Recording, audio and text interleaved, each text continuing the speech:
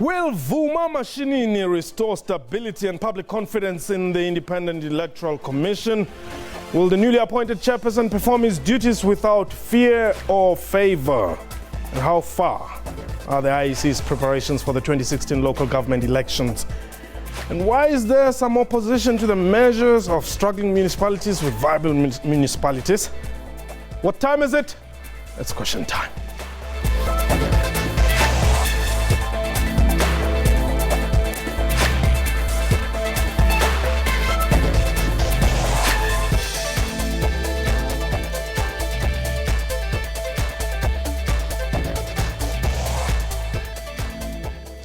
Hello and welcome to the show. My name is Mpho Tsedu.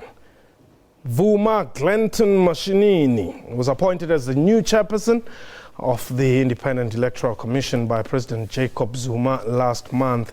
He takes over from Advocate Pansy Tlakula, who resigned in 2014 following an office leasing scandal. The 2016 local government elections are his immediate priority, he says. Meanwhile, amalgamating struggling municipalities with viable ones remains a political debate. Opposition parties have warned that the measures will not necessarily be a solution to deal with financially non-viable municipalities, while some communities are strongly opposed to the move. A reminder that this is a live program, and therefore you can call us. The number to dial is 0891104210. The Twitter handle @QuestionTime24. My guest today is Vuma Mashinini, who is the IEC chairperson. Welcome to the show. Thank you, Mpho, and thank you to the listeners. And immediately it was announced that you are vying for that position which you currently occupy. Although you didn't vie for it per se, but the fact that you were going to be appointed, a lot of things then started making rounds. Zuma's men, Zuma appoints his men. Who are you? Glenton, Vuma Mashinini, Glenn to those who are close to me and work with me, and other names that are known in the streets. Yes. Yeah. First and foremost, I'm a son of the soil, a patriot, somebody who has committed to serve one's country throughout one's life, both pre-94 as well as post-94, firstly as an activist, and then post-94 as a professional. Okay. That's why I am. Now, in as far as this job of elections and management of electoral processes and all that, who are you in that field? I'm one of those who is privileged and honored that this country gave one experience and knowledge of such an important process that buttresses our democracy. In a sense, probably among those who were pioneers in the continent in establishment and entrenchment, the deepening of democracy, both in South Africa and throughout the continent. How so? Let's just talk briefly about, your continental exposure. Well, the continent, it starts with South Africa. Yes. Because the brief that I received at that time was there was no institution. It was a greenfields, and I had a brief. I remember it was a Sunday when my former boss, Professor Mkuno, gave me a brief the whole afternoon and left me with a big pile of documents and everything, and said by next year we need to have an organization in place to deliver our 1999 national and provincial elections. This was the 1st of April when I started And the rest is history. The institution is still standing, and probably one of the most distinguished accomplishments that post-94 we have established as a country. But further to that, one also was part of another team that saw the first civilian elections in Nigeria, the most populous country. And that was probably the highlight of my professional involvement with elections, where in a space of 7 months we had to compile from scratch a national first national electronic voters roll for Nigeria since its independence. And that has underpinned the democracy in the continent, because two of the large economies in the continent today boast of a thriving democracy. Of course, there's continuous improvements and challenges that you encounter, but I think as a continent, we've seen the emergence of democracy compared to what was the situation probably in the 60s and the 70s. And how would you then rate perhaps the depth of our democracy here in South Africa compared to the continent? Well, we have probably accomplished quite distinguished achievements in terms of administrative excellence, electoral excellence, and democracy and education development, heads and shoulders above most of our peers, not only here in the continent, but by any world standards. In fact, from inception, part of the vision at that time, which still prevails to today, was that we were building an institution that must endure beyond people, so that it must be systems, it must be ICT driven, and it should be on the cutting edge of electoral services delivery. And we avoided the bleeding edge, but yes, the Electoral Commission, I think, has a track record that is respected worldwide as we speak today. The demand for the expertise from South Africa continues to overwhelm the Commission. Our commissioners and our staff members are actually always required all over the world. Now, some political parties here have complained that the elections were rigged, we didn't lose. How possible is it to rig elections here in South Africa? Maybe firstly, let me say, one respects the issues and the concerns that are being raised. The political parties are our our clients. Yes. The Commission is a service provider. Now, if you are a committed service provider, you have to be orientated towards understanding and listening and hearing the concerns of your clients. And so that is a continuous process. But it is a part of the rough and tumble of politics. If we now go into the facts of the situation, we would find that probably you have a greater chance of breaking into the mint of South Africa and than actually rigging national elections, because those systems from inception were designed to endure, were designed to withstand any mischievous intent on either part of the political parties or actually the officials of the Commission. So there's no way a political party can rig elections here?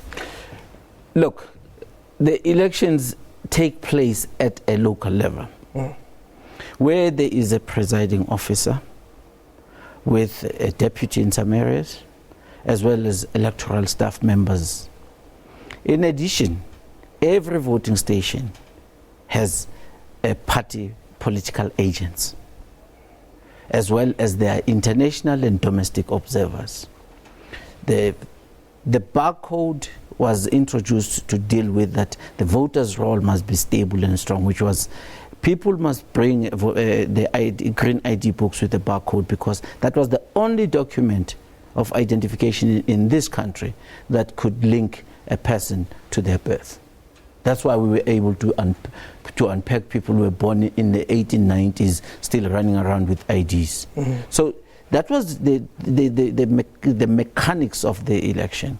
And then it goes into the process itself. At the voting station, there's a whole range of processes that are transparent to everyone, okay, up to the counting, which is you vote where you're registered, and everybody can see when you start and when you finish. The ballot boxes never move in South Africa. You open them up in front of everybody, and the results that come out, all party agents sign that result. Now, anybody above the presiding officer and those people, how can they change that result? Okay. I want us to talk about the systems that you've put in place. How ready are you for the 2016 local government elections only after the break? This question time, the numbers to dial 08911042110 if you've got a question or a comment to make, 08911042110. When we return, talking about the state of readiness of the IEC and as far as the 2016 local government elections are concerned. This question time.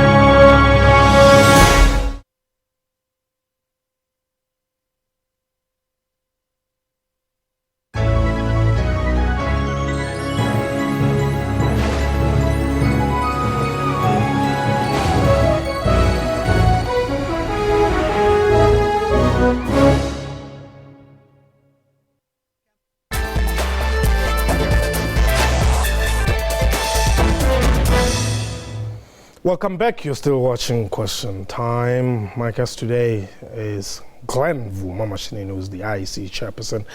Tony, you're calling us from Mpumalanga. Welcome. Hello, Paul. Hi. Yes. In fact, I'm making a comment. Okay, go ahead. Yes. I have been an electoral staff for quite some time. Okay. I know that Mr. Mashinini is saying that we cannot rig the votes. Yes. We can. We know how we can. In the first instance, I just want to indicate that most of the local staff in schools, because the voting station are usually in schools, and these members, these local staff in the president's office are the members of a union which is affiliated to the ruling party. So they chose them, and I know I do not talk on public, but no, you can talk. I mean, if it's something that is of interest, we would love to hear that. Are not always, for other smaller parties. We find that in the deep rural areas, there's only one party, the ruling party, that has the party agents and so forth. But what I want to advise the chief, the chairperson, Mr. Mashinini, is that yes, instead of employing these teachers who are teaching in school, because sometimes they'll take them during school hours to go and say, why can't they take people who are employed, okay, and the graduates who are not working, and they appoint the principal, because usually it is better to have the principal as the presiding officer, to choose the principal of the school to be the presiding officer so that we'll be able to open and close the station. So because these other political parties will not doubt that they know that this member of staff are the member of a certain political party. But now if they employ people who are not affiliated, people who are not working, we don't know where they are members of the organization, but we don't know in which organization they belong. So I advise him to look for people. Okay, Tony, thank you very much for the call. Perhaps it's a suggestion to ponder? Yes, well, maybe let me deal with the issue of that you can rig the elections. I still maintain that. There are circumstances whereby you cannot vouch and guarantee the individuals what they do on the ground as far as local elections are concerned. But if you have a national polling throughout the country, I still stand by that. Okay. What we've seen is situations whereby if there's a local councillor who resigns or passes away, then people ask people to move and come and register in another voting district. We are looking into those particular issues. We are in engagement with the political parties to find ways and mechanisms as to how can we deal with that matter. Okay. Now, regarding the issue of the employment and the electoral staff, progressively the Electoral Commission has been working in trying to actually balance, one, the competencies that are so critical with issues of bringing people also that are unemployed. Okay. Taking into consideration that that kind of employment is only for a few days, and it is possible you can employ a person, and what if they get a job the following week? They'll dump you and move on. So we need to make sure that there is a balance. And the facilities that we're utilizing, you draw them largely from the schools, and so the expertise to assist at the presiding level are some of the issues that at the political liaison structures, we are busy at the moment looking into that. Now, let's look at systems in place for 2016 local government elections. How ready are you? Well, at this stage, one can say, as I have just joined the organization, my assessment is that the Electoral Commission, in fact, is at a very advanced stage of preparation. Okay. However, there's one major dependency that still remains, is the Municipal Demarcation Board. Yes. That is supposed to deliver end of November. Okay. For us then to start the ward delimitation process and voting districts and all of that. Now, that particular dependency is very critical. If the Municipal Demarcation Board does not meet those time frames and those timelines, then we will be affected. So that's really the matter that is outstanding. And some of the work, we can't begin to move in those areas because you need to be in a position now, because this is local government election. You need to pinpoint the wards and the voting stations that are associated with it. You need targeted registration, and you need to be in a position to inform the people in that locality that you no longer belong to this particular voting station, you belong to the one across the road. Okay. So those are the intricacies now that come with the local government election. All right. Tapelo, you are in Newcastle. Welcome. Yes, how are you? We're well. Thanks for the call. Yes, thank you very much. You're welcome. First, I just want to congratulate Mr. Mashinini for his new position, as he is known as an anti-corruption man, even if you check his credentials. So it's a good call for the president. And he also reminds me the Premier of KwaZulu-Natal, Mtunu, as one of the intellectuals and an anti-corruption man in the province. So I wish you all the best, Mr. Mashinini, and we hope as a country we should give you the full support on your new position. Thank you very much. Thank you, Chairperson. Thank you. I guess you have identified some of the challenges that lie ahead. I mean, truth be told, the brand has been dented a bit. Well, there has been a setback, but the Commission, as we speak, is seized in addressing those matters. In fact, one of the things that happened immediately I came on board, as Tapelo was speaking, I was responsible as the DCO, Deputy Chief Electoral Officer for Administration. Okay. And at that time, we didn't even have control systems.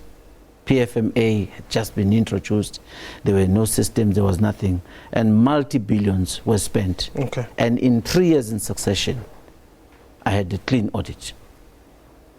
So what he's talking about, it's not a phantom. Okay. It's my track record. But this not being the first institution I've been with. Throughout my professional career, I've upheld the highest standards. So as we speak, as a commission, we have subcommittees. My colleagues approach me to request that, listen, we know your areas of strength, and among those areas is the governance. Would you head that governance committee so that we can review and be able to say, how do we actually reconfigure and rebalance the concerns to strengthen the organization going forward? But already the Commission has been working with the Auditor General, has been working with the various authorities to deal with the issues that we've just gone through. Okay. Galex, you are in the Free State. Welcome. Okay, thank you very much, Mpho. I would like to know from Mr. Mashinini as to whether do we believe in Jesus, because I would like to know also that does he share the same sentiment that ANC will rule up until Jesus came back? But what has Jesus got to do with the IEC here? Yeah, my belief is that the IEC is an independent body, yes, and then they are the one who can maybe check as to whether the election is free and fair. Okay. So this sentiment of that Jesus, when he comes, the ANC will rule until Jesus came back. Mm-hmm. Does he believe in that? Okay, but what's your view? We'll get him to answer that. Actually, what I believe in is that Mr. Mashinini himself, maybe being the man of Jacob Zuma, okay, he might also agree with that sentiment that when Jesus came back, the ANC will only cease to rule. Okay. Mr. Mashinini, up until when is the ANC going to rule? Well, the will of the people is what we are responsible to ensure prevails. Mm. And that's all I can say. Yes. And I have served not only President Zuma as a head of state, not a president of the party. I've served him professionally as a head of state, as much as I have served other premiers. And I may be told to be a man of what you call the IFP, because I've served what you call primum jali in my capacity professionally as any other professional. Okay. But look, I mean, time will tell. Okay. We are headed for the elections. As long as the South African people there can actually give this commission the respect and the benefit of doubt that it will carry out what it has always done since its inception, is to actually run distinguished elections by any world standards. Okay, let's just check out our Twitter handle here. Mbuso Hlangu says, can the IEC please hire unemployed graduates to preside over elections next year, job opportunities and all? And the next one is Kefas, says, IEC Chair, I hope and believe that you will manage election with transparency. Amalgamation of municipalities is key. Perhaps let's look at these two issues quickly, Chairperson.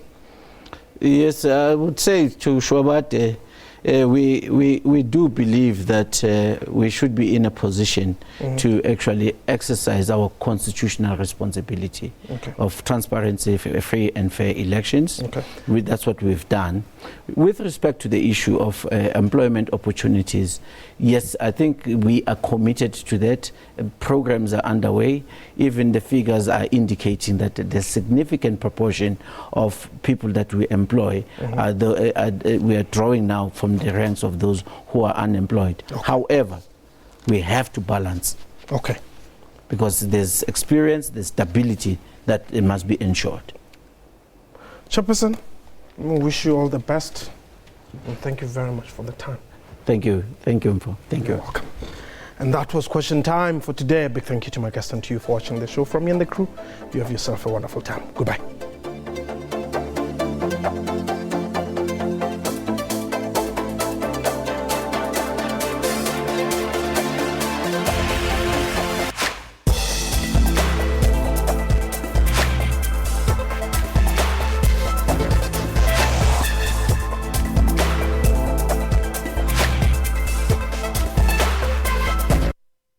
SABC News. We report, contextualize and present news and current affairs honestly, fairly and fully.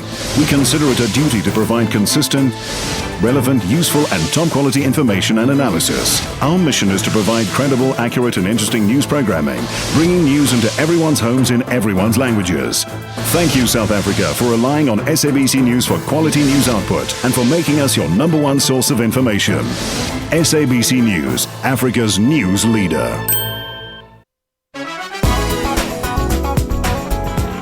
The son of Africa, Trevor Noah, is leaving America in stitches. I never dreamed that I would one day have, well, two things really. An indoor toilet and a job as host of The Daily Show.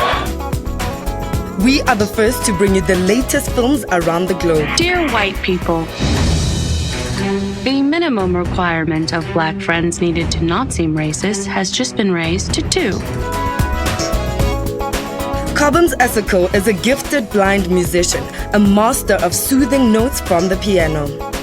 And I love to sit behind the piano. You know, that also helps me find inspiration.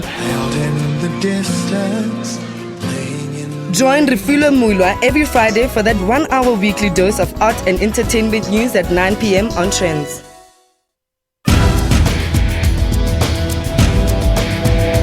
In Africa, technology has created many new ways of doing things. ICT is an increasingly important part of everybody's life.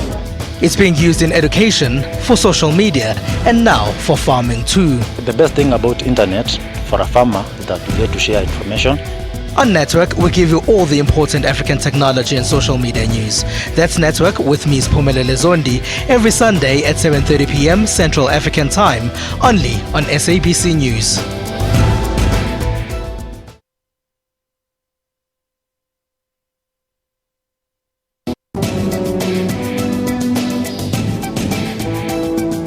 Health Talk, your show on health practice. The people being empowered with knowledge so that they can change their behavior and reduce their risk of being sick. How serious is stress at work? If we don't address workplace stress, that negative stress, then it can lead to burnout and it can lead to depression. How does absentees affect companies? The one that's really problematic for employers is the one that is unscheduled. How can companies organize their wellness program? Health promotion mustn't just be a one-size-fits-all type of approach. It must be customized based on understanding of the unique needs of that particular organization. For health tips that will help you to adopt healthy living with Dr. Sillo Mutawung on Health Talk every Saturday.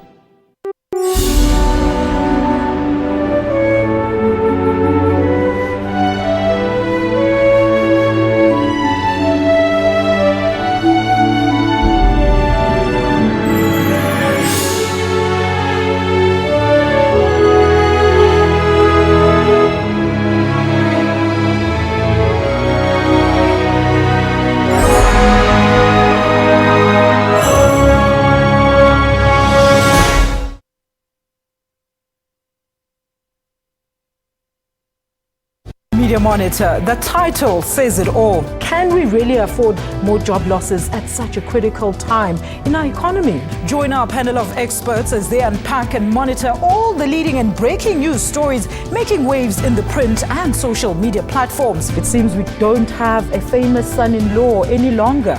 Levi, what do you say to this? An A-lister. I'll leave this one to Levi. He's the romantic.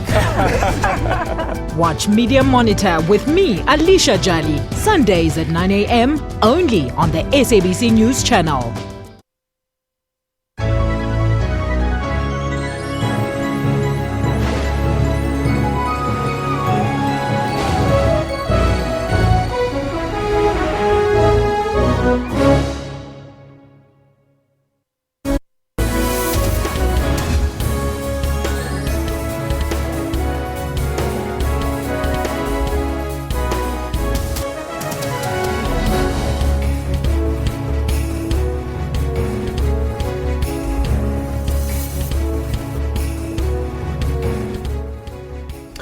It's 6 o'clock Central African time. This is SABC News Primetime coming to you live from Johannesburg. Hello, I'm Peter Ndoro and welcome back, Vibakshini. Thank you very much. I'm Vibakshini Chetty-Miller. Good to be back. And here's a look now at this evening's top stories. The Supreme Court of Appeal reserves judgment in the state's Oscar Pistorius appeal. A female officer out on bail, her 3 male colleagues formerly charged with murder for the brazen killing of a suspect caught on camera last month. And the Springboks arrived in the country with a low-key reception as coach Heineke Meyer insists that he's part of the future solution. In our top story, the National Prosecuting Authority has expressed satisfaction with its appeal against Oscar Pistorius' culpable homicide conviction. The Supreme Court of Appeal today reserved judgment as the state applied to have the former Paralympian found guilty of murder in the shooting death of Riva Steenkamp in 2013. State prosecutor Gerinel argued that Pistorius intentionally meant to kill whoever was behind the toilet door in which he fired 4 bullets. Pistorius' lawyer Barry Rue battled back, arguing that the original trial verdict could not be challenged on its factual findings. If the 28-year-old Pistorius was found guilty of murder, he would face a minimum of 15 years in prison. The Blade Runner, who has not been seen in public since his release earlier this month, did not attend the hearing. The crippling drought is increasingly taking its toll on the most vulnerable. In the northern provinces, subsistence and small-scale farmers are in dire straits. Blouberg in Limpopo has already been declared a disaster area. Boreholes and rivers have dried up, and farmers don't have money to buy fodder. Animals and farmers are equally desperate for help. A vaccine to help prevent pneumonia in children is under the age of 5, and adults 50 years and older will be manufactured in an institution in Cape Town within the next 5 years. The target is 10 million dosages of the vaccine by 2020. Worldwide, about 1.5 million people die from pneumonia every year.